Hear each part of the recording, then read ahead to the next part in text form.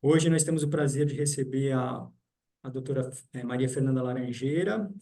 Ela tem graduação em Ciências Moleculares, depois ela, pelo Instituto, pela USP.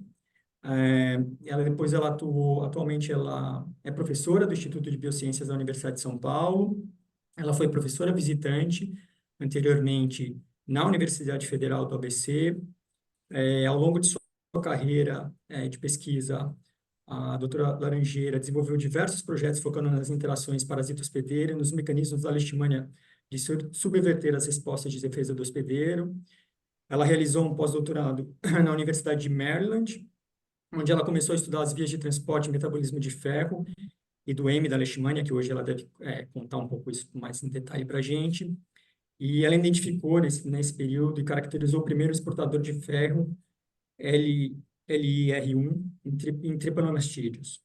Voltando ao Brasil em 2018, ela também foi contemplada com o auxílio jovem pesquisador da FAPESP e iniciando sua carreira de forma independente na Universidade de São Paulo. Dentre os interesses científicos da doutora Fernanda estão estratégias empregadas por os parasitos intracelulares para obter nutrientes nas células hospedeiras e subverter os mecanismos de defesa dessas células. Com isso, o objetivo principal do projeto de pesquisa que lidera é elucidar as vias e os mecanismos para homeostase de M e metais de transição na interface leishmania-hospedeira. Então, Fernanda, nós normalmente seguimos um roteiro de uma apresentação de 45 minutos, e depois a gente abre para as perguntas. Muitíssimo obrigado pela sua disponibilidade de falar aqui para a gente, e o palco é seu. Obrigada, muito obrigada pelo convite. É uma honra poder contar um pouquinho aqui do que a gente tem feito nos últimos anos e espero receber vários inputs no final também. Então, vamos lá. Eu montei aqui essa apresentação sobre o estudo de genes envolvidos no transporte e metabolismo de ferro em leishmania. Então, primeiramente, eu vou começar falando brevemente sobre leishmania e leishmaniose, que eu imagino que várias pessoas do público já estejam familiarizados, mas não todos, então eu vou falar uma introdução breve sobre o organismo modelo e essas doenças causadas por eles. Então eu vou entrar mais na nossa linha de pesquisa, que é o estudo das vias de metabolismo de ferro.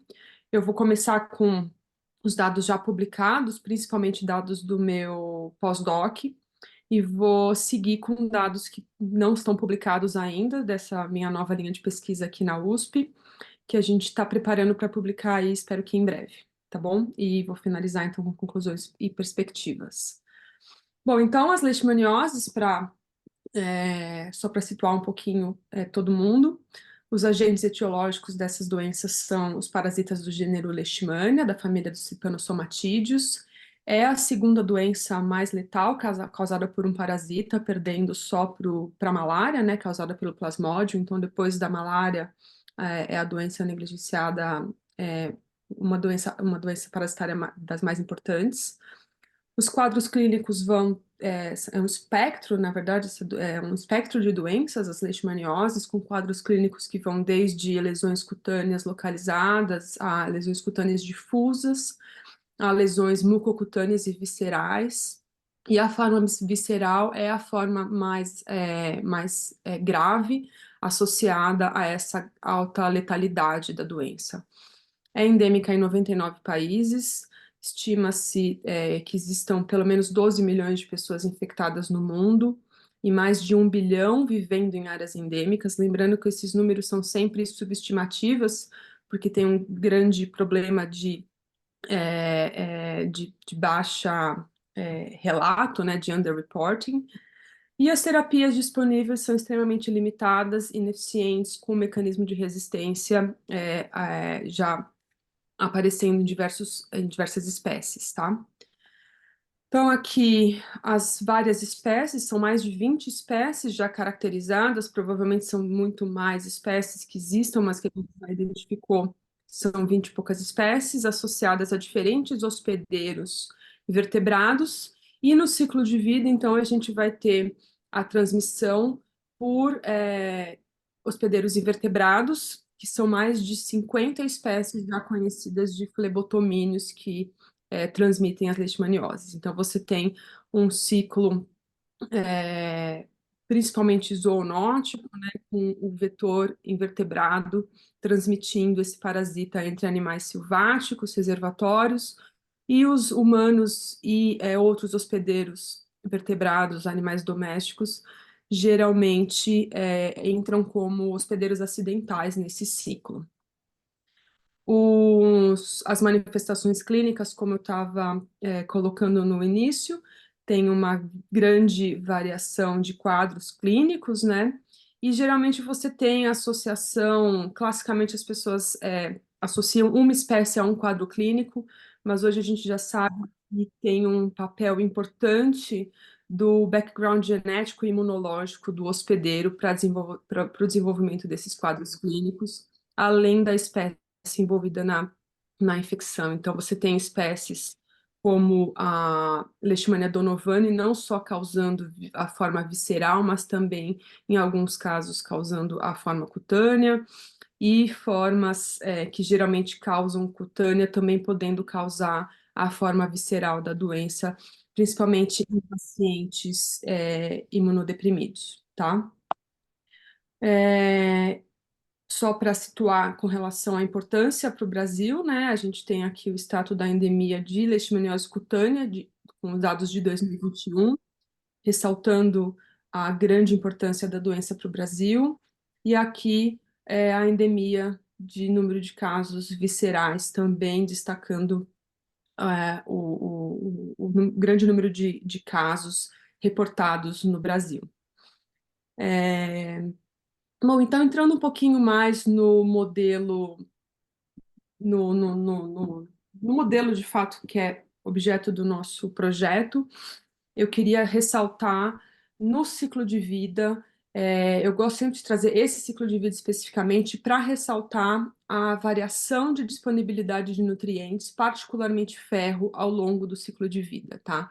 Então, o ciclo de vida desse parasita ele vai alternar entre o hospedeiro invertebrado, vetor da doença, o flebotomínio, né, que transmite a doença, e os hospedeiros vertebrados, onde a gente vai ter, então, homem e animais domésticos. No repasto sanguíneo, as fêmeas desses flebotomínios vão adquirir células infectadas do hospedeiro mamífero. Essas células infectadas com as formas amastigotas da doença vão liberar essas formas no trato digestivo do flebotomínio. E essas formas vão se diferenciar rapidamente em formas promastigotas que replicam por divisão binária, num ambiente com alta disponibilidade de ferro, justamente pela quebra da hemoglobina proveniente desse repasto sanguíneo, tá? Então, nesse primeiro momento da aquisição do parasita, você vai ter os parasitas numa piscina de ferro proveniente dessa quebra da hemoglobina do repasto sanguíneo, e conforme esses parasitas vão se multiplicando, diferenciando e migrando no trato digestivo desse inseto, eles começam a encontrar um ambiente mais escasso em termos de disponibilidade de ferro, justamente no momento onde você tem a diferenciação das formas promastigotas para a forma infectiva metacíclica, que é a forma inoculada pelo flebotomínio na hora de um próximo repasso sanguíneo, tá? Então, no momento em que essas formas são inoculadas no próximo hospedeiro mamífero, essas formas são fagocitadas por tipos celulares, mas principalmente macrófagos, é que a gente vai focar aqui. A gente já sabe que existe uma diversidade de células infectadas. E com a formação do vacúolo parasitóforo nesses macrófagos, você tem essas formas se diferenciando em formas obrigatoriamente intracelulares, de novo, que são as formas amastigotas, num ambiente de alta restrição nutricional. Então, o macrófago tem diversos mecanismos para sequestrar nutrientes desse vacúolo, entre esses nutrientes, o ferro. Então, eu queria ressaltar essa questão da variação de disponibilidade de ferro, que é um nutriente essencial ao longo do ciclo de vida, além de diversas outras características que a gente já conhece da questão de temperatura, pH e diversas outras alterações que esses parasitas precisam enfrentar ao longo do seu ciclo de vida, tá? Então, de alguma forma, esses parasitas precisam sobreviver nesse ambiente inóspito para vários patógenos, pelo próprio mecanismo de defesa dos macrófagos, mas também pela questão da escassez de nutrientes, como o ferro, que é essencial para o parasita. Então, o ferro ele é um metal de transição, que significa que ele tem elétrons desemparelhados disponíveis para serem doados e receber elétrons. Então, essa capacidade oxidativa e redutiva do ferro e outros metais de transição é, é bastante importante para a utilização desses metais como cofatores enzimáticos. Então, eles vão auxiliar em diversas reações enzimáticas justamente por essa capacidade oxidativa redutiva. Então, o papel do ferro na vida é bastante importante. Várias vias essenciais de todas as células dependem de ferro. No caso, eu coloquei aqui alguns exemplos só, né? Então, a importância no transporte de elétrons, oxigênio, metabolismo em geral. E o ferro também pode estar associado na forma orgânica, que é associado à porfirina, então que pode também carregar o ferro e servir como cofator de diversas reações enzimáticas. O que é interessante ressaltar aqui também que, além do ferro, o parasita também precisa adquirir M do hospedeiro, né? Então, que é o ferro associado a esse anel orgânico. Porque aqui comparando, então, as vias de M, de síntese de M, então aqui em rosa a gente tem um esquema que simboliza o macrófago, infectado aqui, então, seria o bacilo parasitóforo e a mastigota, né? Então, aqui seria a mitocôndria da célula hospedeira e aqui a mitocôndria do parasita, ressaltando justamente que aqui na célula hospedeira a gente tem a via completa de síntese de M e no hospedeiro a gente não tem diversas enzimas essenciais para a via de síntese do M. Então, a gente tem só as últimas três enzimas tratadas aqui, e a gente não sabe ainda muito bem se ele é capaz de é, adquirir esses intermediários ou se ele depende exclusivamente do M já sintetizado pela célula hospedeira. O que a gente sabe, então, é que ele precisa adquirir ferro e M da célula hospedeira, e a gente não sabe exatamente quais transportadores poderiam estar envolvidos na aquisição de intermediários para alimentar essa via incompleta de síntese. Então, esses parasitas cênicos para M. Por isso que no meio de cultura, inclusive, a gente precisa sempre adicionar emina para esses parasitas crescerem. Então, nesse ponto aqui, eu queria destacar as vias que já eram conhecidas quando eu comecei esse projeto de transporte e metabolismo de M, mais relacionadas, na verdade, a tráfego de M. Então, aqui nesse esquema, eu ressalto as vias que já tinham sido identificadas e caracterizadas no laboratório onde eu comecei meu pós-doc. Então, a gente sabia que na membrana do parasita tinha uma redutase capaz de reduzir ferro 3 para ferro 2, a forma mais solúvel, que pode então ser importada para o parasita via o transportador lítio-1. Além de tomar ferro por esse transportador na membrana do parasita, ele também consegue tomar M, transportar, né, importar M para a célula via o transportador LHR1, que é similar ao transportador HRG1, que transporta M, o transportador do hospedeiro, relacionado à reciclagem de ferro pela eritrofagocitose, e responsável por deslocar a M para fora desse vacúolo parasitóforo de volta para o citoplasma. Então, aqui ressaltando a competição por esses nutrientes que ocorre no vacúolo parasitóforo, né? Então, você tem as proteínas do parasita tentando transportar nutrientes ferro e M para o parasita, e essa proteína do hospedeiro tentando tirar o M do vacúolo parasitóforo, enquanto o próprio N-ramp do hospedeiro também tenta translocar ferro para fora do vacúolo parasitóforo. Além dessas proteínas inicialmente identificadas e caracterizadas, a gente também identificou a mitoferrina 1, que transloca ferro para dentro da mitocôndria, onde o ferro é essencial como cofator de diversas enzimas, entre elas a superóxido desmutase A. E a gente sabia também que tinha uma outra superóxido desmutase B no glicossomo, também dependente de ferro, mas a gente não sabia nesse ponto aqui nada sobre o tráfego de ferro em glicossomos, e eu vou voltar nisso um pouco mais para frente, então guardem essa informação que eu vou retomar mais para o final da apresentação. Nesse ponto, a gente tinha já um panorama de várias vias relacionadas à tomada de ferro e importação para a mitocôndria, mas a gente não sabia como que os parasitas podem lidar com essa concentração intracelular de ferro e M sem desencadear reações tóxicas pelo excesso de ferro livre no citoplasma, porque ao mesmo tempo que a gente sabe que o ferro é essencial, ele também é tóxico em altas concentrações. Então, você precisa de uma concentração muito bem regulada de ferro para não desencadear a produção de radicais de oxigênio e outras espécies reativas que podem ser tóxicas quando esses metais de transição são altamente reativos, estão livres no citoplasma. A gente procurou no genoma de Leishmania diversos, se a gente achava alguma coisa que complexasse ferro, mas a gente não encontrou nada com similaridade ao que já é conhecido, como ferritina.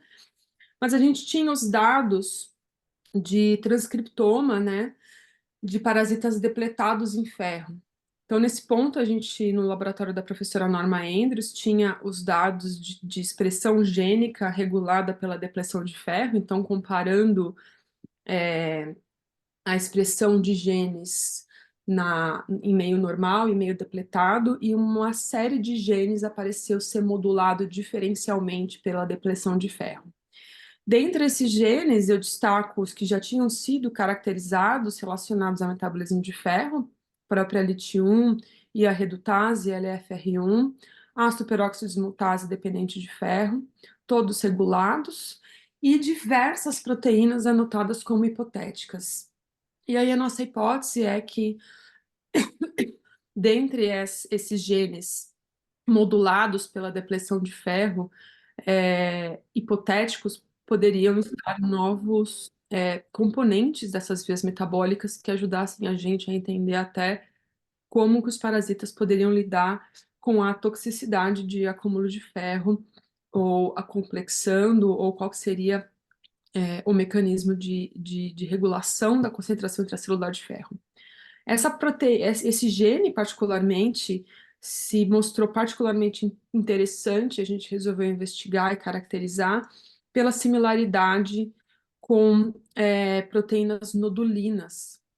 Tá? Então, analisando a sequência de aminoácidos da proteína codificada por esse gene, que a gente depois batizou, né, de LIR1, de Leishmania Iron Regulator 1, analisando a sequência de aminoácidos codificada por esse gene, a gente achou um domínio nodulin-like, as nodulinas plantas já foram caracterizadas justamente pelo papel no metabolismo de ferro e tem similaridade com proteínas de leveduras, as CCC1, que transportam ferro para o vacúolo de levedura. Então, sequestram ferro do citoplasma para o vacúolo justamente para detoxificar ferro. Então, essa similaridade com nodulinas, que tem esse conhecimento já de estar associado com a detoxificação, levou a gente a seguir com a caracterização dessa proteína que parecia ser interessante para entender um pouco melhor como que seria a regulação de concentração de ferro dentro desses parasitas. Então, seguindo primeiro com essa caracterização em sílico, né, a gente viu que a proteína teria 14 domínios transmembrana, então seria uma proteína de membrana da superfamília MFS, né, de Major Facilitator Superfamily, que são transportadores bastante caracterizados relacionados a transporte de íons. Então, com isso, a gente já tinha dados que a proteína codificada por esse gene seria modulada por disponibilidade de ferro. Seria uma proteína de membrana, com similaridade a transportadores caracterizados em outros organismos relacionados a transporte de íons e, particularmente, nodulinas. Então, para confirmar a localização celular dessa proteína, eu construí parasitas superexpressores com essa proteína fundida a GFP e um triple flag.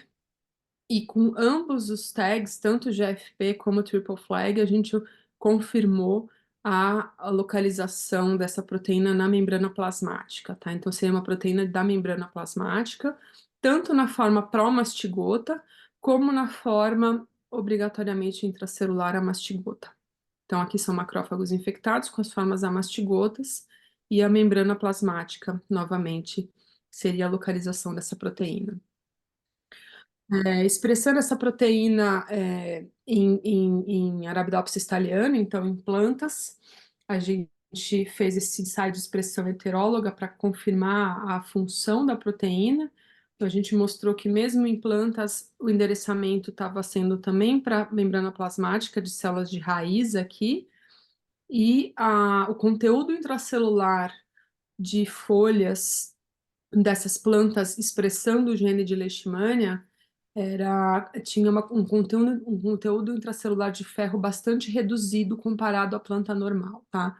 Então, aqui são ensaios de ASPMS, que é uma espectrometria específica que a gente consegue fazer para dosar ferro, e dosando então ferro nessas folhas de plantas transgênicas, a gente viu uma redução associada à expressão do gene de Leishmania, compatível, inclusive, com os níveis de ferro de plantas nocaute do transportador principal de tomada de ferro de plantas.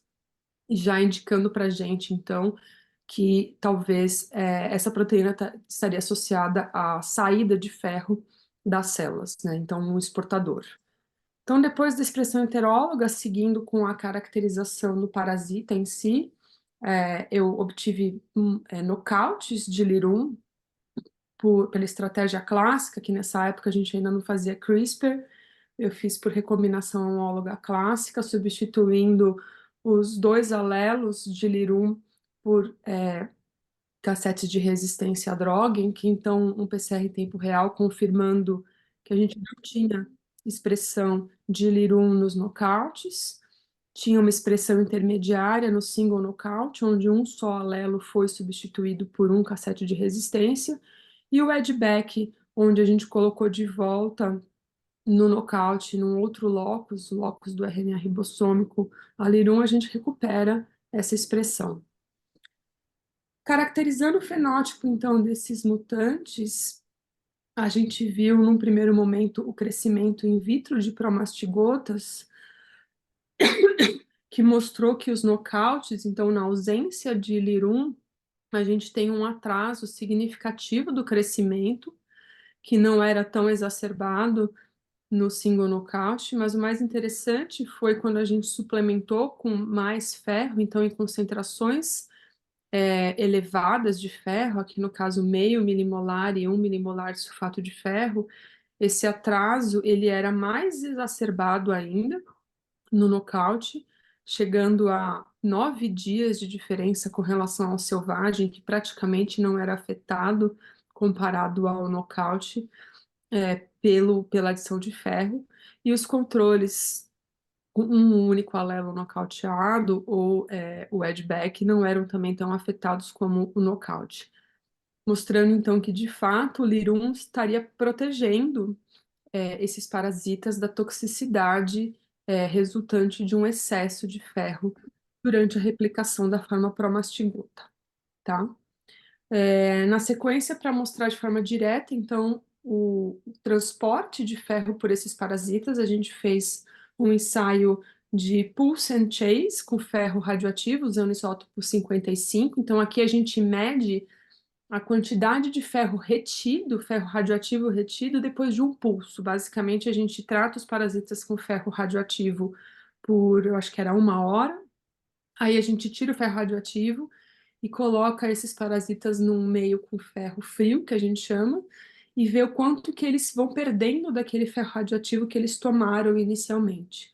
O que a gente vê aqui então é que o parasita selvagem ele é capaz de perder aquele ferro radioativo inicialmente acumulado, enquanto o nocaute aqui em vermelho reteve esse ferro por muito mais tempo do que o selvagem, mostrando que ele perdeu essa habilidade de jogar o ferro radioativo para fora, comparando então ao selvagem, e o Ed Beck também recuperou parcialmente esse fenótipo, comprovando então que o lirum estaria envolvido na exportação de ferro, prevenindo esse acúmulo de ferro em leishmania, tá? E com relação à efetividade, a gente viu um efeito bastante importante, que aqui o selvagem a gente vê uma replicação de amastigotas em macrófagos infectados, conforme esperado, né, dobrando ao longo de 72, 96 horas.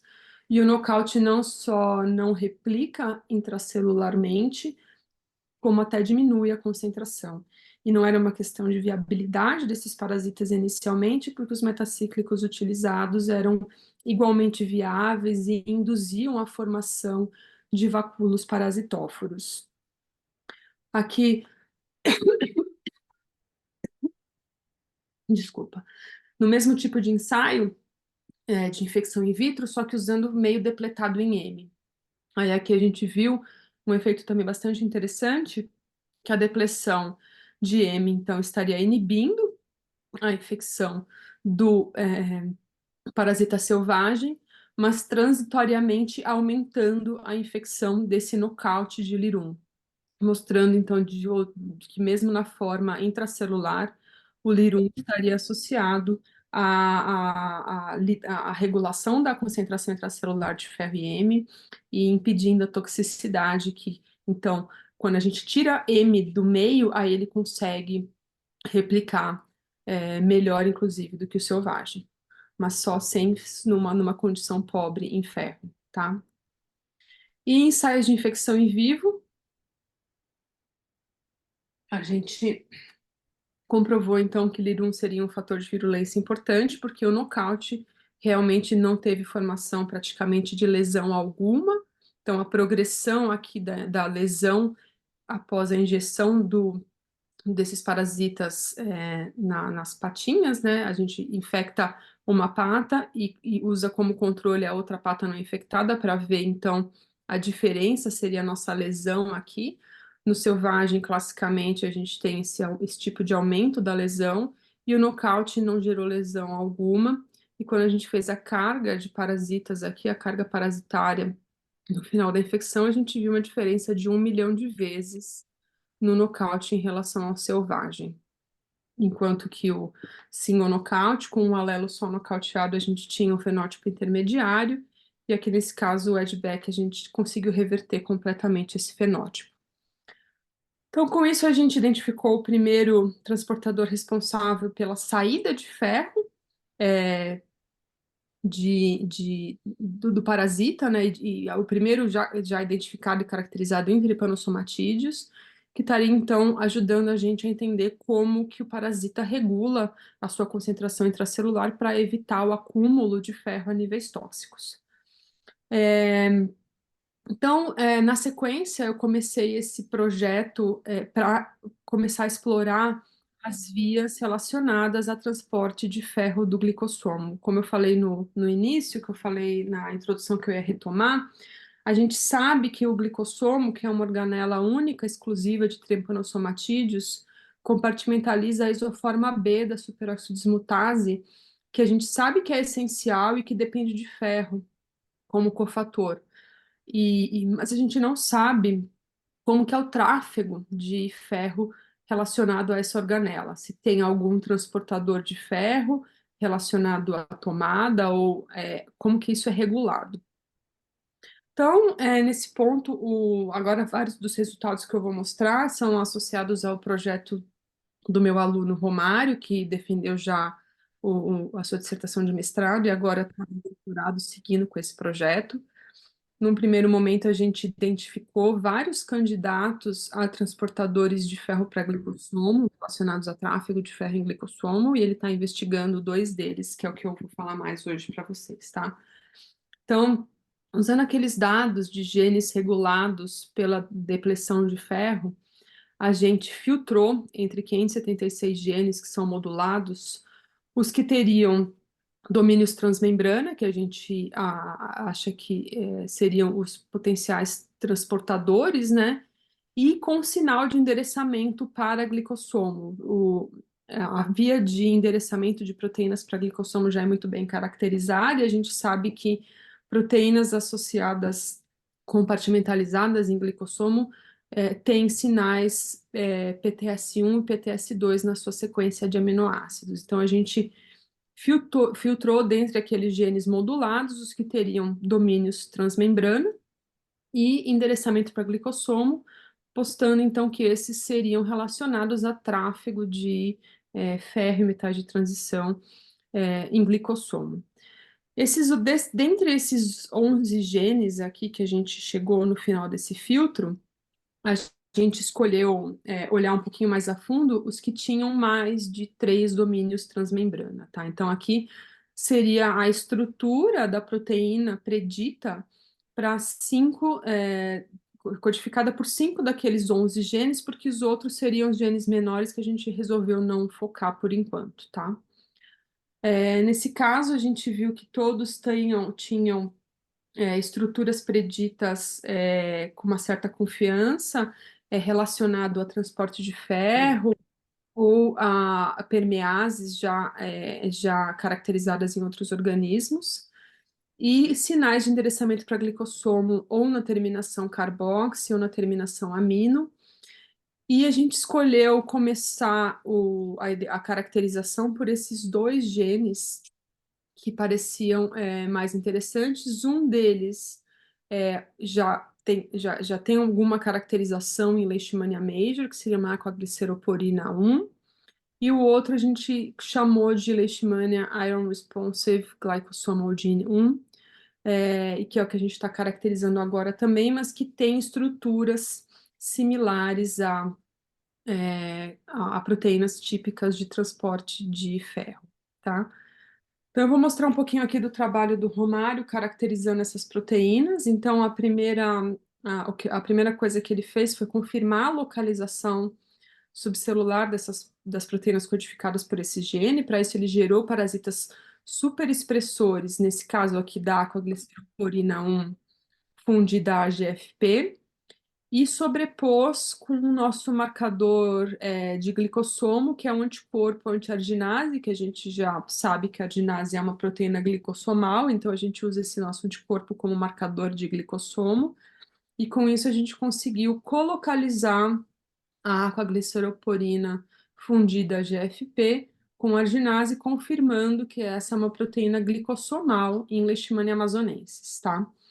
E aqui também ele fez ensaios mostrando a regulação diferencial da expressão desse gene de aquagliceroporina 1 em amazonenses, com uma expressão maior, um aumento de expressão desse gene na forma amastigota. O que foi bastante interessante é que essa localização glicossomal da aquagliceroporina de amazonensis é bastante diferente do que foi mostrado para Major. Major, ela é uma proteína de membrana plasmática. Ela não está sendo endereçada para glicossomo, aparentemente, pelos papers publicados já há alguns anos.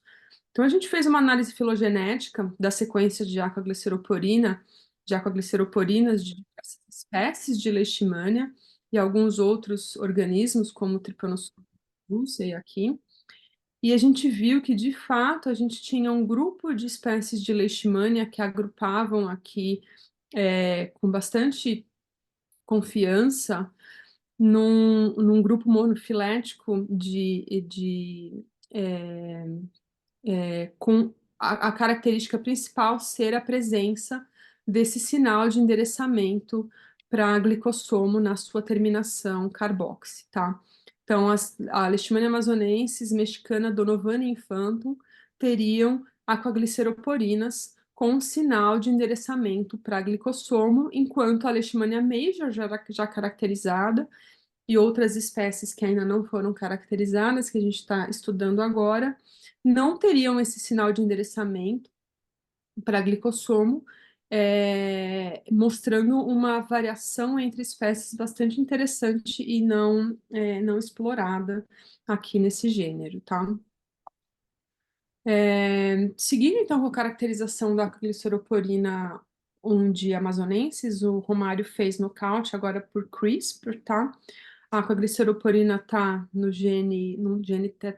cromossomo tetrassômico de Leishmania amazonensis da linhagem que a gente está usando, que é a PH8, mas no único round de transfecção, ele conseguiu substituir as 4 fases abertas de leitura de aquagliceroporina 1 por um cassete de resistência à puromicina aqui, conforme a gente mostra aqui nesses géis, né? Então a gente vê no PCR-C aqui, por exemplo, que mostra a integração do cassete de resistência no locus. Aqui qual que é o PCR aqui que mostra o cassete inteiro? O PCR-D aqui. O PCR-D a gente vê os 2 clones que a gente considera nocaute com uma banda maior, que é justamente pela integração desse cassete de resistência no locus esperado, tá? E ele também construiu edgebacks para a gente usar como controle aqui. Na caracterização fenotípica, inicialmente avaliando o crescimento in vitro de promastigotas desses mutantes, a gente viu um efeito não muito pronunciado do nocaute em condições normais de cultura, mas em meio depletado em M, o nocaute tinha um crescimento bem mais inibido, uma replicação bem menor e mais lenta, e atingindo concentrações menores do que o selvagem e todos os nossos controles, né? Então, aqui a gente usou como controle tanto o selvagem como o selvagem expressando a Cas9 e diferentes edgebacks e superexpressores. Então, todos os nossos controles tinham um crescimento melhor em relação ao nocaute em meio depletado em M, mostrando, então, que, de fato, essa proteína estaria relacionada ao metabolismo de ferro. E aqui já é bastante caracterizado que a gliceroporina parece estar associada à suscetibilidade de leishmania à antimonial trivalente. Isso foi feito em Leishmania major, e a gente confirmou aqui em amazonenses mais uma diferença bastante interessante com relação às espécies, né? O IC50, né? Então, aqui as curvas dose-resposta de viabilidade desses parasitas na presença do antimonial variam bastante entre as nossas linhagens, mutante e selvagem, mas também variam bastante com relação à major, né, que era o que tinha sido já caracterizado. E o nosso nocaute de aquagliceroporina 1 é bastante mais resistente, mostrando que a aquagliceroporina 1 poderia estar associado de fato, a suscetibilidade desses parasitas a esse antimonial trivalente. Em ensaios de infectividade, a gente tem, esses dados acabaram de sair, são resultados bastante recentes. A gente viu de novo um defeito de infecção na efetividade in vitro, então aqui são macrófagos de derivados de medula óssea infectados com metacíclicos, e a gente vê o nosso nocaute em vermelho aqui, uma infecção bem pior em relação ao selvagem, e na infecção em vivo, a gente de novo vê um defeito de infectividade em relação ao nocaute, tá? O outro gene que o Romário está caracterizando, o LIRG1, que a gente chamou, né, de Leishmania Responsive Glycosoma 1 Gene, ele também foi localizado no glicossoma, então no mesmo tipo de ensaio, o Romário gerou parasitas superexpressores desse gene com tag de proteína fluorescente verde e colocalizou isso com a imunofluorescência de arginase, que é a nossa proteína marcadora de glicossomo, confirmando que essa também é uma proteína glicossomal, tá? Mas aqui na hora de gerar o nocaute, a gente teve uma surpresa.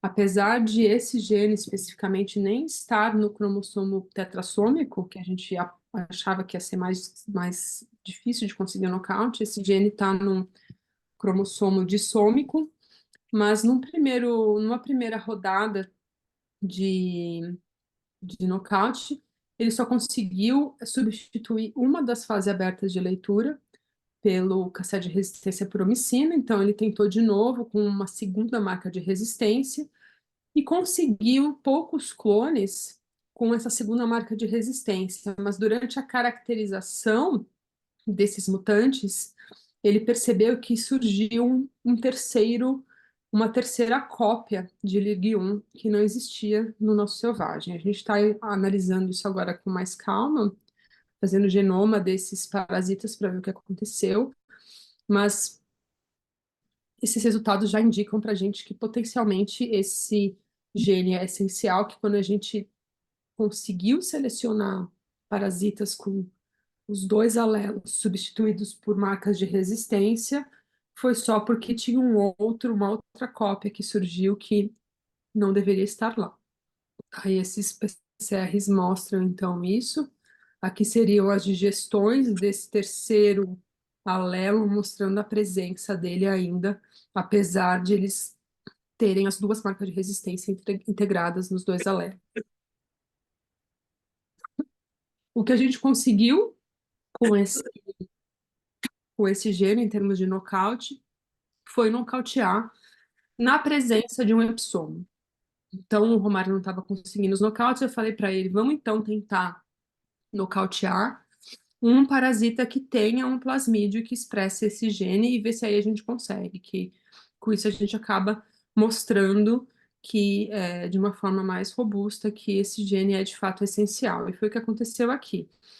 Ele, num parasita que tinha um plasmídio, um epsomo, expressando LIRG1, esse foi o único parasita que ele conseguiu tirar os dois alelos nativos do cromossomo nativo, né? Então ele só conseguiu substituir as duas fases abertas de leitura de LIRG1 do locus nativo na presença desse epsomo.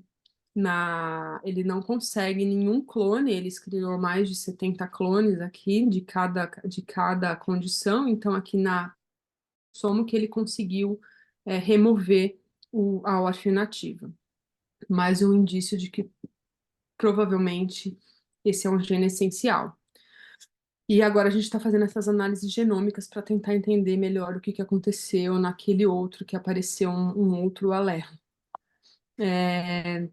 Mas seguindo com a caracterização desses mutantes, a gente já viu, mesmo em meio normal, um defeito também de crescimento dos promastigotas, eles têm um crescimento mais tardio e também atingem uma concentração mais baixa na fase estacionária, com relação ao controle e ao controle do background que foi utilizado e aos addbacks. E ele está agora trabalhando nas infectividades e continuando a caracterização fenotípica desses mutantes, tá? E um outro projeto que eu vou falar para finalizar, mas eu vou falar mais rapidinho, que não tem tanto resultado ainda, é com relação ao estudo da regulação do transporte coordenado por LIT1 e LHR1, né? A gente sabe que o LIT1 está importando ferro para a leishmania, o LHR1M, e existem grupos procurando inibidores de LHR1, e, e eu fiquei interessada, se você inibir um, será que o outro não poderia compensar? Qual que seria a, a, a capacidade de um compensar o outro, né? Então, para responder isso, a gente usou nocautes parciais de LIT1 feito por CRISPR. Então, aqui a gente tem nocautes parciais, a gente não consegue nocautes totais desse gene, que parece ser essencial também, apesar de publicações anteriores, mas em publicações anteriores a gente não sabia que o litium é um cromossomo, é um gene de um cromossomo tetrassômico, tá? Então agora a gente sabe que, na verdade, esse gene está num cromossomo tetrassômico e todas as tentativas de nocautear essas 8 fases abertas de leitura não foram bem sucedidas. O que a gente conseguiu foram nocautes parciais, conforme a gente vê aqui nesse PCR em tempo real, e a gente também já tinha, que eu construí no meu pós-doc, um single knockout de LHR1. Então, a ideia aqui seria tentar superexpressar LHR1 no background defeituoso em LIT1 e superexpressar LIT1 no background defeituoso em LHR1 e ver se um compensaria o efeito do outro, tá? Então, num primeiro momento, a gente viu que, de fato, LIT1 seria capaz de recuperar o defeito no crescimento de LHR1 knockout, tá? Então, aqui seria a curva de crescimento de promastigotas mutantes desses genes em meio normal e em meio depletado em M. A gente vê aqui o verde seria o single knockout de LHR1 e a superexpressão tanto de LIT1 como de LHR1 foi capaz de reverter este defeito. E aqui só a imunofluorescência confirmando que essa superexpressão foi endereçada conforme esperado para a membrana plasmática, que é a localização esperada desses genes, tá? Então, tanto a expressão de LIT1 como de LHR1 foi capaz de reverter esse fenótipo. E a mesma coisa para o nocaute parcial de LIT1. Então, a gente viu aqui que o nocaute parcial de LIT1 tinha o defeito de crescimento em meio depletado em M, que era revertido tanto por LIT1 como por LHR1, tá? E agora a gente está avaliando essa recuperação do fenótipo cruzada também ocorre na efetividade. E, em paralelo, a gente também está interessado em avaliar como que a anemia pré-existente pode impactar o desenvolvimento da lesão cutânea em camundongos infectados com amazonenses, tá? Para isso, para induzir anemia por dieta em camundongos, a gente logo após o desmame precisa colocar eles com uma dieta extremamente baixa em ferro. Aí, ao longo das semanas, a gente vai medindo hematócrito, pesando esses animais, e após 6 a 8 semanas, a gente infecta com metacíclicos e vai também acompanhando a lesão, tá? Então, aqui é só um esquema do experimento mostrando que a gente precisa, para gerar anemia por falta de ferro, colocar nessas dietas logo após o desmame. E depois, então, semanalmente fazer as medições de hematócrito, peso e a medida da pata depois da infecção. E os resultados que a gente teve com isso, aqui é a anemia, né? Então, aqui os animais no início, logo no desmame, e após a exposição a essa dieta, você vê o hematócrito aqui, que normal é 40%, e abaixo de 40% é considerado anêmico. Então, abaixo de 40% aqui é o grupo que foi colocado na dieta pobre em ferro. A partir do momento que eles já estavam com uma discriminação de hematócrito bastante significativa, a gente infectou, e esse foi o nosso tempo zero da infecção. E a partir daqui, então, esses animais foram tanto submetidos à análise de hematócrito, como à medida de pata. E a gente vê aqui que os animais infectados com os mesmos parasitas têm uma lesão significativamente menor nos parasitas anêmicos, os camundongos anêmicos. E agora a gente está investigando também a questão da resposta imune desses camundongos e expressão de genes relacionados a metabolismo de ferro, para entender qual seria o impacto da anemia pré-existente no desenvolvimento da lesão. Mas eu acho que isso aqui é bastante interessante, inclusive, porque geograficamente os locais endêmicos em Leishmania, onde os casos de leishmania são mais frequentes, também são lugares que têm bastante incidência de anemia. Então, eu tenho o meu palpite é que a gente tem até mais casos de leishmaniose do que a gente tem reportado, porque potencialmente talvez pessoas anêmicas desenvolvam, tenham uma manifestação mais branda da doença por conta desse tipo de resposta.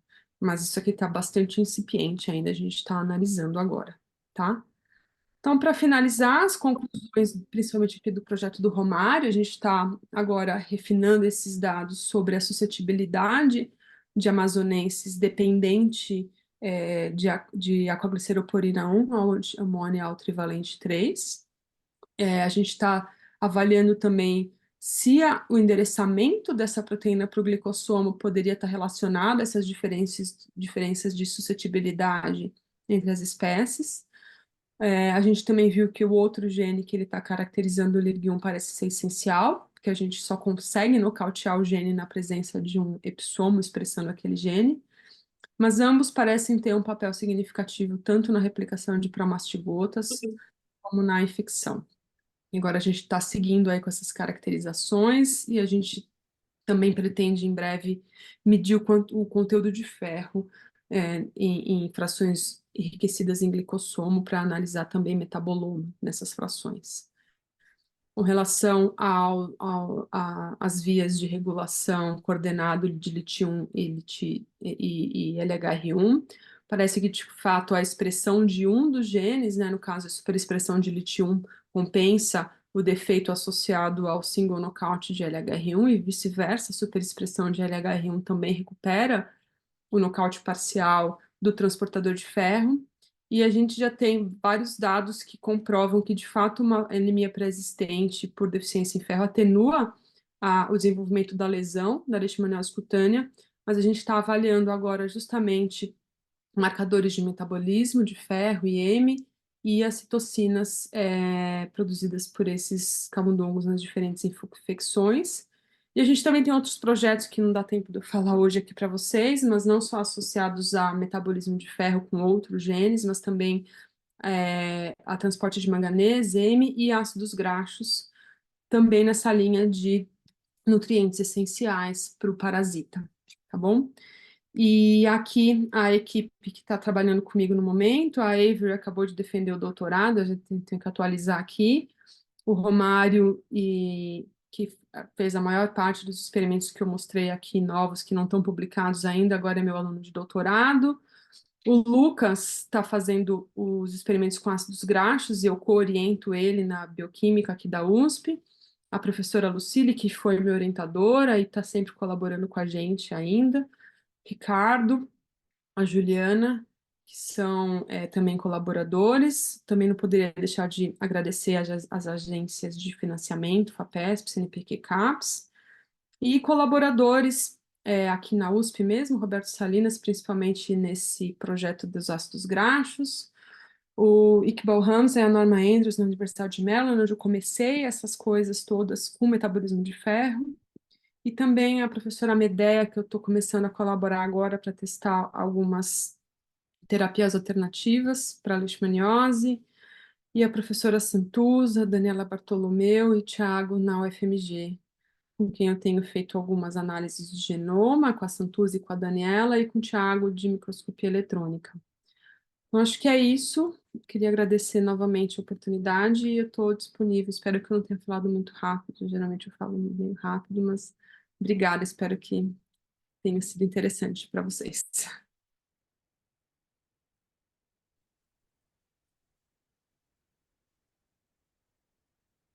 Obrigado, Fernanda, pela apresentação. Deixa eu só acionar minha câmera aqui.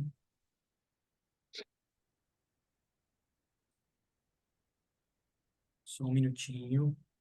Excelente, uma aula, né? Assim, uma apresentação e uma aula também. E muito interessante poder ver, a gente normalmente aqui no centro, a gente olha sempre mais essa parte do ferro do hospedeiro, né? São resposta imune, etc. Então foi muito interessante, pelo menos para mim, olhar como o parasito está transportando, acumulando, detoxificando e a importância disso nessa relação. Então, para mim foi ótimo a fala nesse sentido.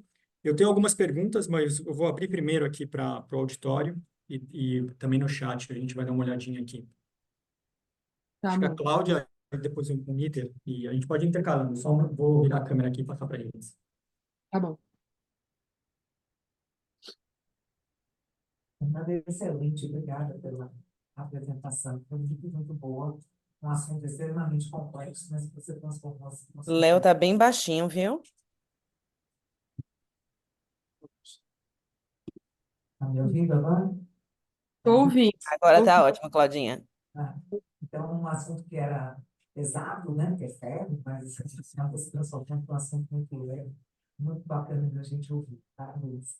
Eu tenho algumas perguntas, assim, tanto dessa parte do ferro, você citou de forma mais rápida, mas é um interesse nosso aqui, que no flebótomo, né, que você tem logo depois do repasse sanguíneo, você teria uma quantidade de ferro, né, maior por causa da própria ingestão de hemácias, etc. Mas a gente, o grupo do Jesus e da Chave, tem observado, né, do Tiago, do Natal, que quando você tem várias alimentações sanguíneas, você tem tipo uma retrodiferenciação, né? Aumenta muito os números de metacíclicos, inclusive eles sugerem que isso deve estar acontecendo no campo.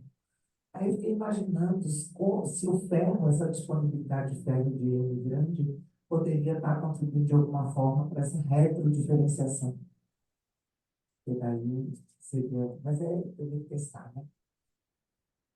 O que eu sei é que, principalmente quando o parasita sai das porções mais, migra para a porção mais próximo da probóscide, de onde começa a ter menos ferro, que parece que isso seria um gatilho para diferenciação. Agora, eu não sei como que uma nova exposição estaria modulando isso. Mas a gente sabe que parece que mesmo no meio de cultura, se a gente coloca no meio depletado em ferro, a gente consegue disparar uma diferenciação precoce desses parasitas.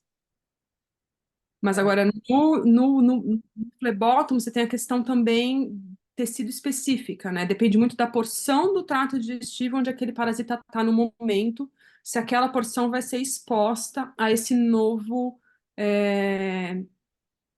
novo repasto, né? Sabe? Porque ele mostrou isso que o repasse sanguíneo, mesmo de animal não infectado, né? Então, mesmo você, aquela diferenciação está ocorrendo. Então, ele deve estar numa fase de leptomonas, digamos assim, ele passa para retroleptomona. Então, acho que seria até interessante algum desses teus, isso tudo, né? Tá? Desses teus, desses parasitas, de alguma forma, detectados nesses transportes, a gente poder ver como seria o comportamento deles dentro dos flebotomínios.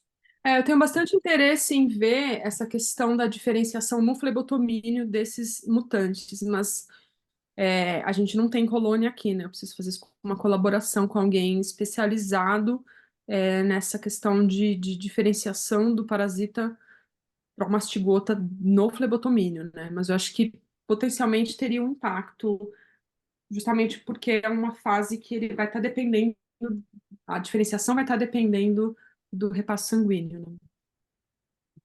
Rapidinho, mais um comentário, que esses teus parasitas também podem servir muito como vacinas, né?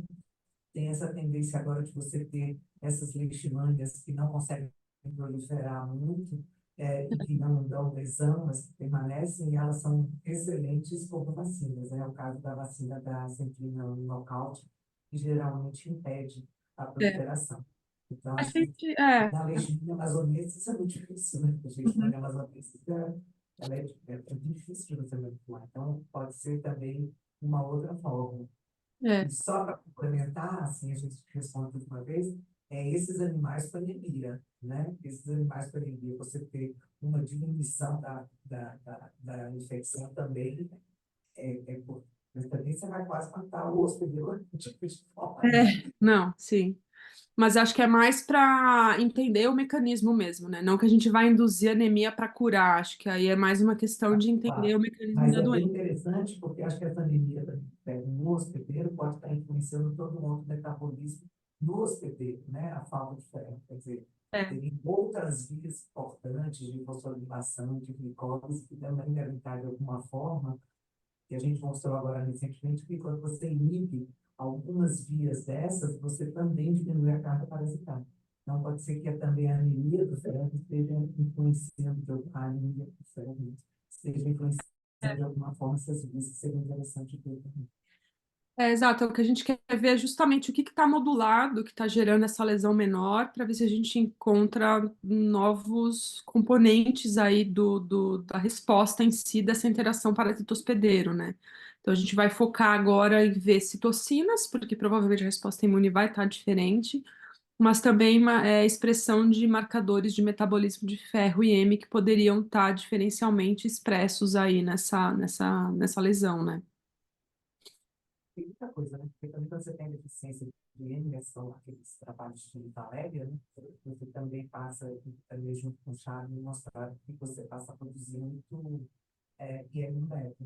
Uma forma também de você, uma regulação recíproca entre IM beta e ele. Mas acho que é muito legal o teu trabalho. Parabéns. Vou Obrigada, adorar saber mais. obrigada. Ótimas colocações. Vou rapidamente alternar, deixa eu só interpretar. Vou alternar com uma pergunta do chat, Fernanda. Então, Matheus, ele pergunta, bom dia, palestra excelente, parabéns. Tem algumas indagações. A QP1 tem sinal de endereçamento para a membrana também nas leishmanias?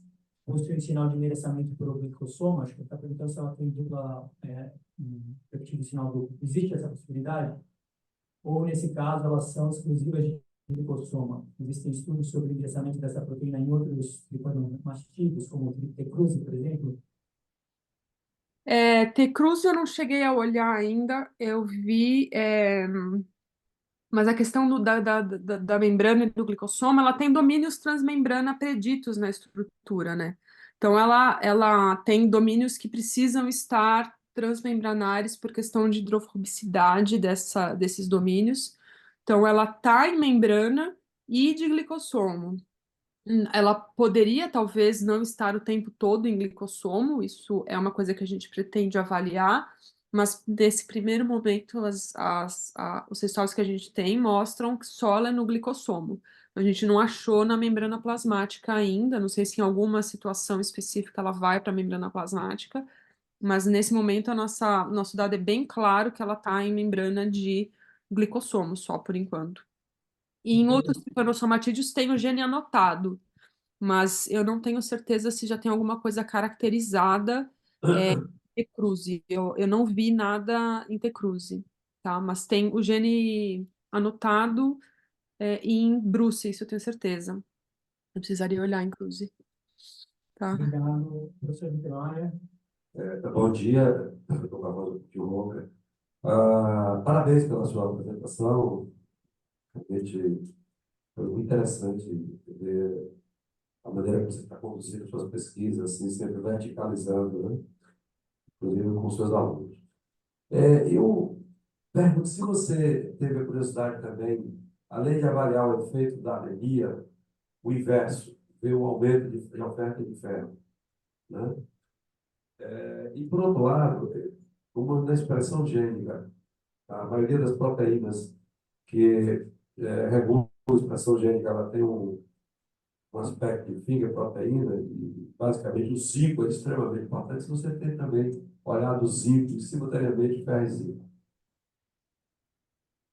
Sim, com relação à primeira pergunta, sim, eu tenho bastante interesse em ver também durante a suplementação. Inclusive, surgiu um trabalho recentemente de um grupo no Canadá, que eu preciso até conversar com eles para talvez ver isso aqui com os meus durante uma suplementação com ferro. A gente conseguiu fazer isso só in vitro, por enquanto, aqui na cultura, né? Mas eu tenho interesse em ver isso também no animal, para ver o contraponto, né?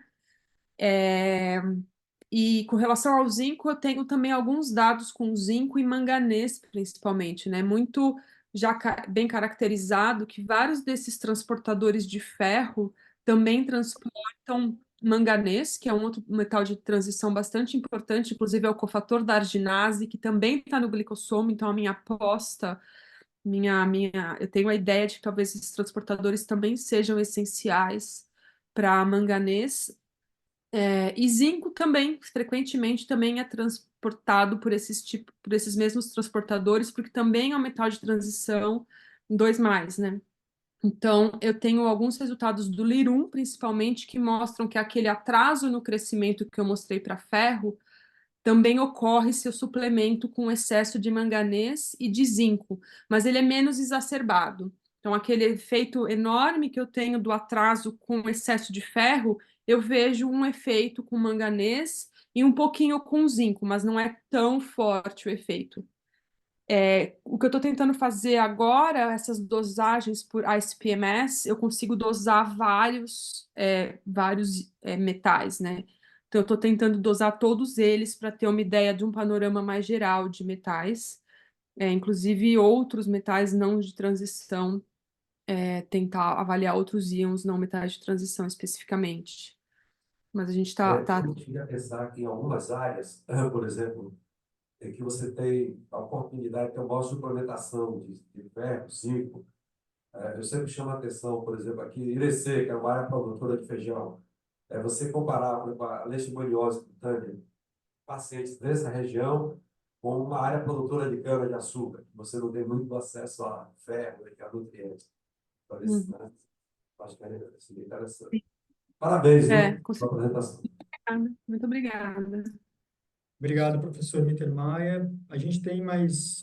Eu fiquei com uma dúvida, na verdade, uma pergunta minha, em relação à redundância dessas vias, né? E assim, se você tem uma hipótese ou algum quadro evolutivo, né? Tem essa diferença de major para alguns desses genes, transportadores de ferro. Eu sei que não é uma pergunta um pouco complexa, mas assim, pensando nas formas, nos parasitas, na evolução e na redundância desses transportadores, será que se acredita que talvez tenha outras genes que ainda não foram identificados?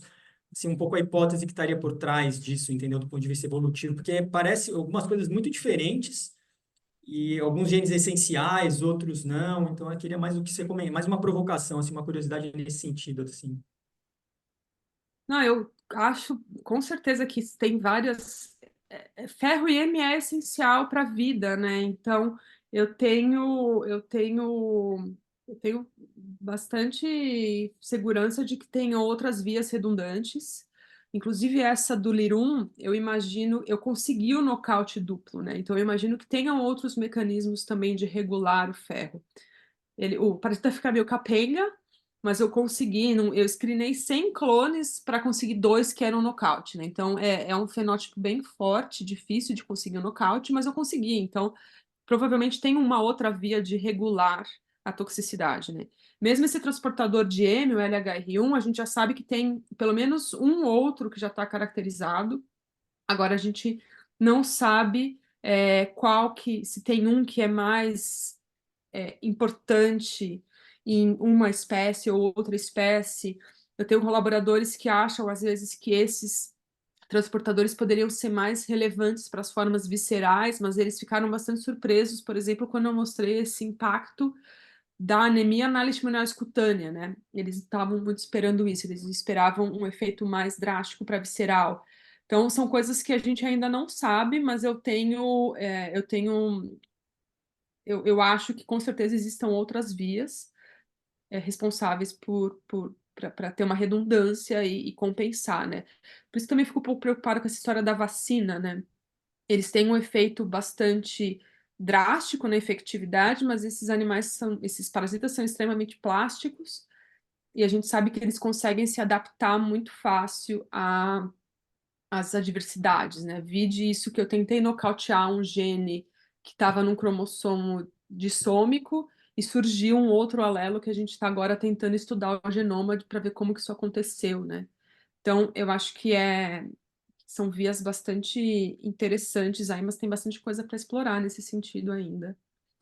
Perfeito. Obrigado, Sérgio. É, e a última colocação do chat, só para a gente encerrar, queria agradecer a sua.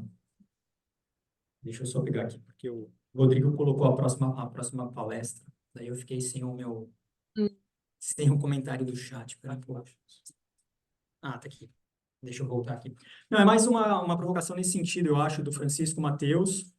Maravilhosa palestra, parabéns. Além da anemia por deficiência de ferro e zinco foi mencionado aqui. Vocês pensam em avaliar essa resistência em pacientes com anemias hereditárias, como falciforme ou talassemia? Acho que é um pouco esse contexto que já foi mencionado. Não, ótima pergunta, e sim, com certeza, eu tenho bastante interesse em fazer isso. A gente está tentando, inclusive, agora um projeto para avaliar variações genomas do genoma do paciente nessas vias hereditárias associadas a anemias hereditárias, para ver se isso estaria associado a alguma diferença de suscetibilidade à infecção. Então, são coisas que a gente está pensando em avaliar em breve.